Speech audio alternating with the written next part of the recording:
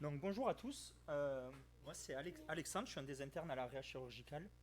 Et aujourd'hui je vais vous présenter un travail qui s'intitule Je n'y vois rien du tout et sur lequel on s'est intéressé avec Virginie. Donc on va parler du cas de Madame Aki qui a 67 ans. Cette patiente elle vient à la réanimation pour un choc septique dans les suites d'une péritonite liée aux soins à un post-lâchage de suture sur une colectomie qui avait eu lieu les jours précédents pour un contexte d'adénocarcinome. C'est une patiente qui est quelque peu en surpoids, hypertendue, et la prise en charge de son choc septique va être globalement bien menée via des antibiotiques, via un traitement chirurgical, et le sepsis va être contrôlé. La seule chose à noter, c'est qu'en 2017, elle avait 60 micromoles par litre de créate. Et quand on regarde l'évolution à la fois de la créate en rouge et de la diurèse en bleu, vous avez en bas les jours d'hospitalisation qui va jusqu'à J7. Et ce que l'on voit, c'est qu'on atteint un pic de créate à 300 au 5e jour. Concernant l'évolution de la diurèse en millilitres kilo-heure, on voit que progressivement la patiente devient oligo-anurique jusqu'à peu près 0,2 millilitres kilo-heure. Donc là, ça va être à vous de commencer à jouer. Et à votre avis, quel est le stade CADIGO de l'insuffisance rénale aiguë de cette patiente? Bien sûr.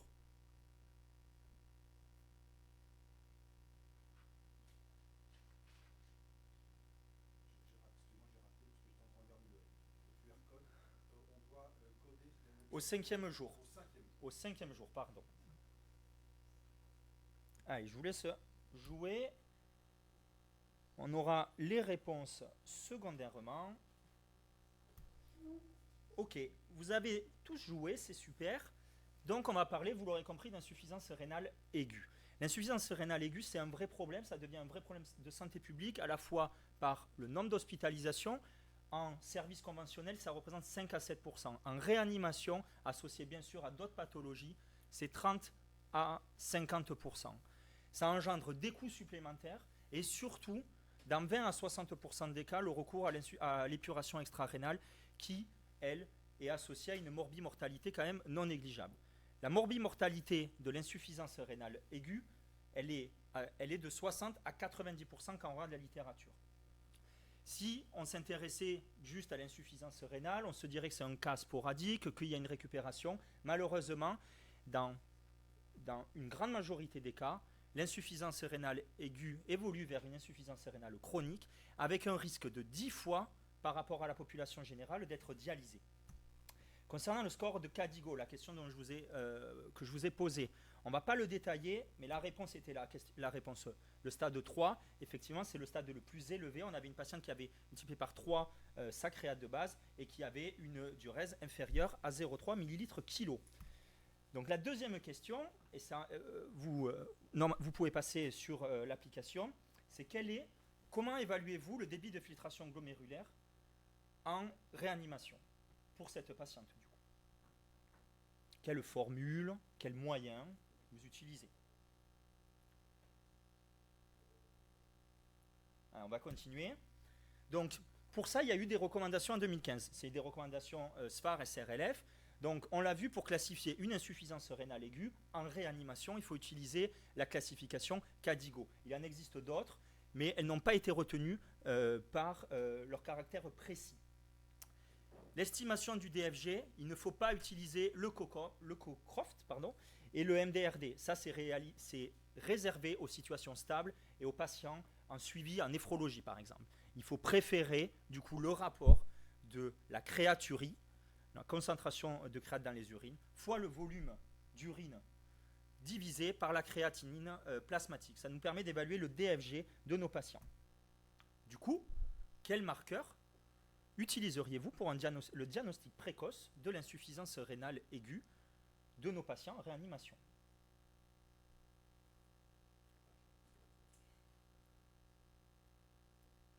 Vous avez plusieurs réponses possibles. Non, je vous laisse répondre et on va continuer. Du coup, on va parler. Alexandre, juste 30 secondes. Il y a marqué à l'écran, surtout il est marqué dès la réponse D. Oui. Donc c'est-à-dire qu'en fait, C'est autre. c'est autre. Il n'y en a pas, c'est qu'il y a que Non, il n'y a que 3 possibilités. Du coup, le premier marqueur possible, c'est la créatinine. Est-ce que la créatinine est un bon marqueur pour le diagnostic précoce? Ça reste actuellement le gold standard. On va voir que la créatinine, elle dépend déjà, c'est un métabolite lié au catabolisme musculaire. On sait qu'il y a des variations de la masse musculaire de nos patients en réanimation. Ça dépend de la nutrition, ça dépend des infections, ça dépend de l'âge, ça dépend du sexe, ça dépend également du volume que l'on a apporté à nos patients. Ça fait quand même beaucoup de variables pour un marqueur qui peut évoluer dans un sens ou dans l'autre et qui, malheureusement, à notre sens, ne peut pas être prédictif d'insuffisance rénale. Du moins un diagnostic précoce de l'insuffisance rénale aiguë. D'autant plus qu'on l'a vu sur la courbe au début du schéma, la variation de créatinine, on atteignait un pic à J5. Quand on regarde la variation de créate en fonction du DFG, on a une relation non linéaire. Donc comment assimiler les deux et dire qu'on a une variation de créate et on a une variation du DFG? C'est pour cela que c'est un marqueur qui a une spécificité propre au rein, certes, mais qui a une sensibilité qui est médiocre. Donc pour faire un diagnostic précoce, ça ne nous semble pas être le bon marqueur. Qu'en est-il de l'oligurie?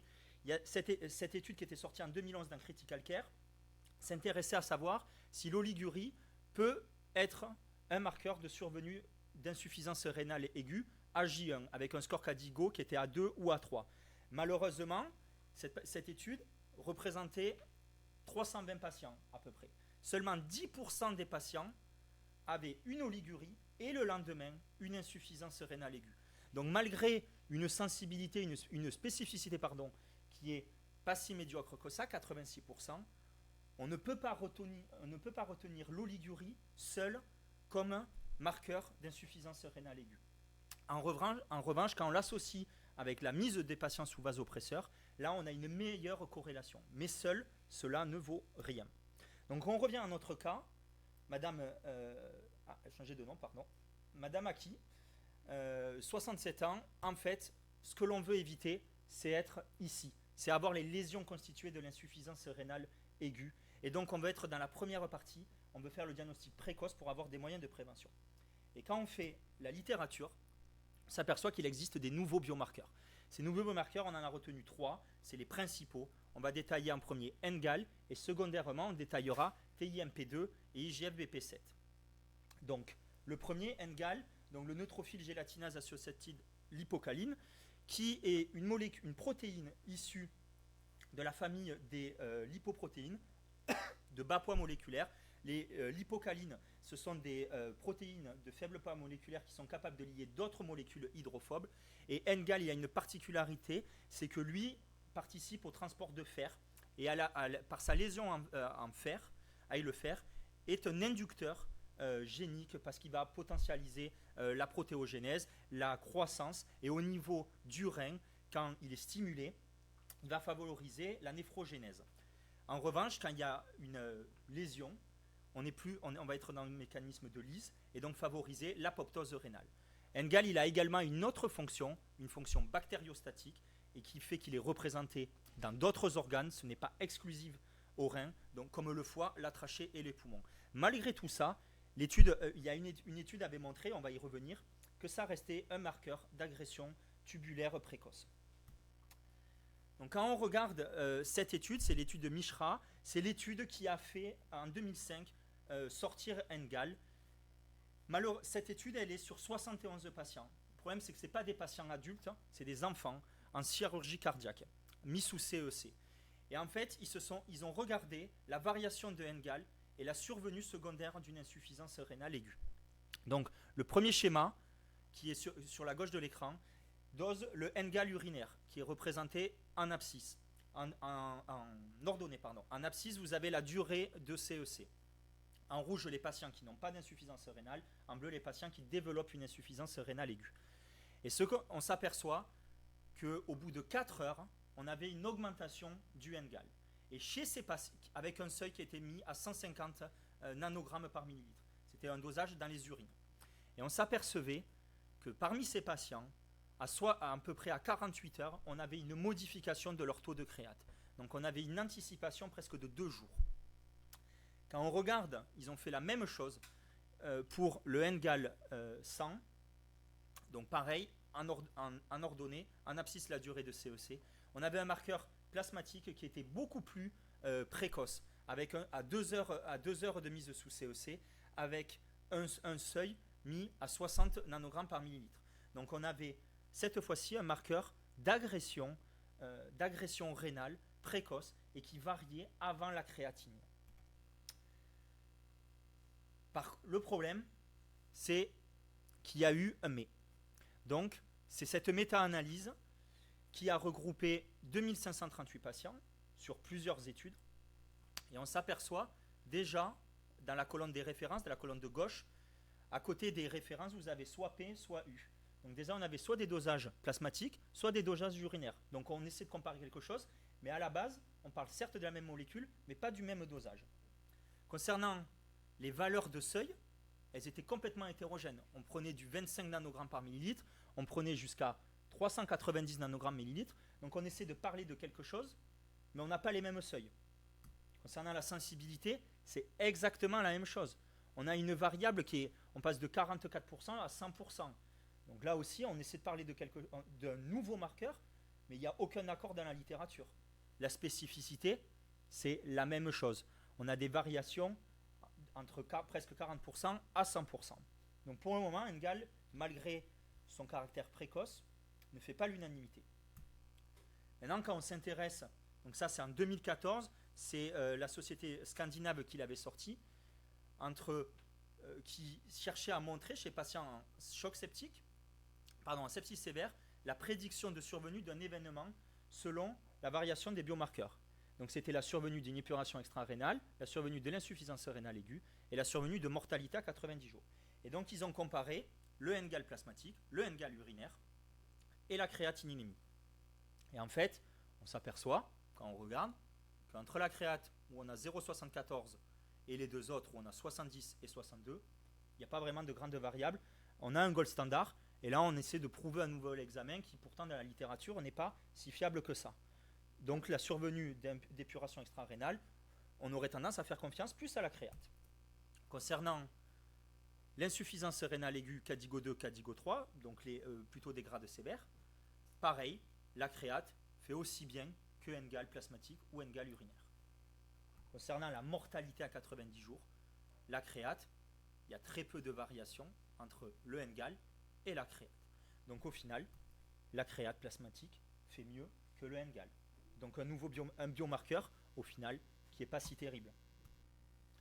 On va passer à la suite.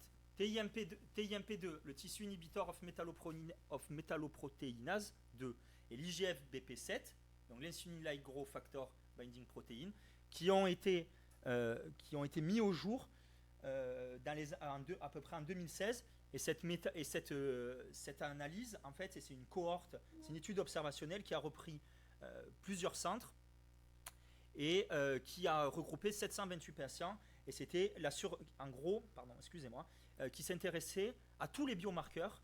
Et au final, ils en font ressortir le TIMP2 et l'IGF-BP7 comme les principaux.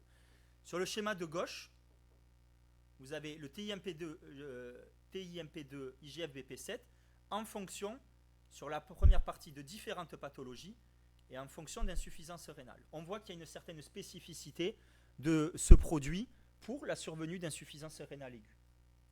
Par rapport à NGAL, on l'a vu tout à l'heure, qui est présent dans d'autres organes comme le foie, les poumons, la trachée, qui augmente dans d'autres situations indépendamment d'une insuffisance rénale aiguë. Donc au final, ces marqueurs urinaires, on va le détailler, d'arrêt du cycle cellulaire, sont spécifiques de l'insuffisance rénale aiguë. Donc comment ça fonctionne ? TIMP2, IGF-BP7, c'est des marqueurs spécifiques rénaux de lésions cellulaires tubulaires précoces. Et pourquoi ? Ce schéma va vous l'expliquer. En bas, vous avez le vaisseau. Au milieu, la cellule endothéliale tubulaire. Et tout en haut, la lumière tubulaire, c'est-à-dire l'endroit où passent les urines. En situation physiologique, on a cette représentation. On a une sécrétion permanente d'IGF-BP7, de TIMP2, qui participe au mécanisme d'apoptose et de sénescence cellulaire, et tout s'autorégule normalement. Maintenant, on a un stress. Un stress, ça peut être une agression, une infection, un choc septique, une inflammation. Ça entraîne des lésions sur l'ADN.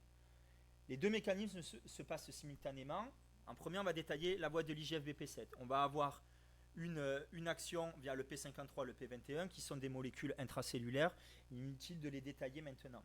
Ça va engendrer un rétrocontrôle sur l'IGF-BP7 et donc une stimulation vers le noyau qui va entraîner un arrêt du cycle cellulaire. On va y revenir. Il se passe exactement la même chose de l'autre côté avec le TIMP2. Et ceci va engendrer quoi? Un arrêt du cycle cellulaire en phase G1. Donc la cellule en fait va se désagréger, va passer en apoptose et évacuer son contenu dans la lumière tubulaire. Et donc c'est pour ça que le dosage de TIMP2 IGF-BP7 est intéressant dans les urines. Ça aboutit à une insuffisance rénale aiguë et donc à des lésions irréversibles. Maintenant, cette étude toujours, c'est l'étude de Kashina qui a fait la grande méta-analyse sur 728 patients. À gauche, comme je vous ai expliqué, ils ont comparé tous les biomarqueurs qu'ils connaissaient. On voit tout de suite que le produit de TIMP2 IGF-BP7 a la meilleure AUC à 0,8 par rapport à tous les autres biomarqueurs. Et il est d'autant plus intéressant le produit que leur valeur individuelle, parce qu'individuellement, il n'engendre pas les lésions irréversibles et l'apoptose comme elle a été décrite sur le schéma précédent. Donc c'est pour ça que ce rapport actuellement semble le plus intéressant. D'autant plus, dans cette étude également, ils se sont intéressés au risque de survenue d'une insuffisance rénale aiguë, CADIGO 2, CADIGO 3, à moins de 12 heures. Et ils se sont aperçus qu'au seuil de 0,3 nanogrammes par millilitre carré pour 1000, on avait un facteur de 10 de survenue d'une insuffisance rénale aiguë dans les 12 heures. Donc là, on est sur un dosage urinaire, toujours. Il en est de même sur la survenue d'événements, que ce soit l'épuration extra-rénale, le décès ou l'insuffisance rénale chronique, à 30 jours, ce qu'ils appelaient le MAKE30. Pareil, on retrouve le même seuil à 0,3 nanogrammes par millilitre carré. Donc là, actuellement, on a un rapport qui est précoce, qui est prédictif d'une insuffisance rénale aiguë dans les moins de 12 heures et qui est prédictif d'événements importants tels que le décès, la mortalité ou la mise sous épuration extra-rénale. Le problème, vous l'aurez compris, c'est qu'il y a des limites. Et c'est cette méta-analyse, PRISMA, qui a comparé la spécificité et la sensibilité et d'autres variables que l'on va voir dans 9 études qui représentaient 1886 patients qui s'intéressaient aux produits. Donc je vous dis, je sais très bien que de loin vous n'y voyez pas, mais je veux attirer votre attention sur les extrêmes de spécificité. On a des études où on a presque 90% de spécificité, d'autres 40%. Donc au final, pareil, c'est comme Engal. On a un marqueur qui a une très grande hétérogénéité dans sa spécificité. La sensibilité, pareil, 80% de sensibilité pour un test de dépistage, c'est pas terrible quand on a d'autres marqueurs. La différence de seuil, ça faisait un tableau complètement illisible, donc je vous demande de me croire. 0,3, 2 nanogrammes. Quand on regarde toutes les études, en fait, des fois on prend le seuil de 0,3, des fois on prend le seuil de 2 nanogrammes, des fois on prend même le seuil de 1,0 et quelques. Donc au final, quel seuil choisir? On est toujours sur du dosage urinaire par contre.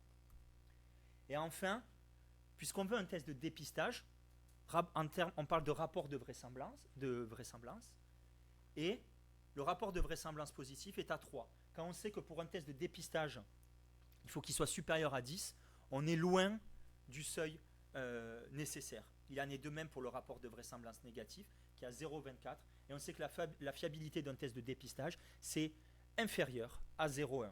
Donc au final, on est toujours dans cette situation, c'est la créate qui gagne. Donc on va malheureusement revenir, ou plutôt heureusement, à nos recommandations. 2012, le consensus de CADIGO, et 2015, les recommandations de la SFAR SRLF. Ne pas utiliser les biomarqueurs urinaires ou sanguins. Donc au final, on revient à la créatinine. Donc au final, vous l'aurez bien compris, la créatinine, pour le moment, elle est supérieure. La réanimation néphrologique, c'est une réanimation qui se veut symptomatique, éviter la néphrotoxicité, faire un remplissage prudent, mesuré et adapté. Les biomarqueurs doivent faire leurs preuves.